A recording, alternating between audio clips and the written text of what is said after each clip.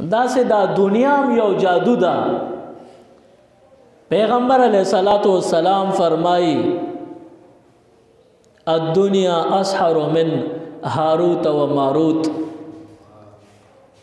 نا دنیا زیات جادوگر دا کم چې هاروت او ماروت جادو به خلکو ته خول دا غینم زیاته جادوگر دا. کان سحر هاروت و ماروت یفرق بین المرء و زوجه. د هاروت او د ماروت هغه سحر په وجه باندې جادو په وجه د ښځې خاوند تفریق براته. وهذه السحارة يفرق بين العبد وربه. او د دنیا دا جادوګری او د دنیا دا سحر داسې دی چې د بندا او د الله ترمنځ جداوالی راولي.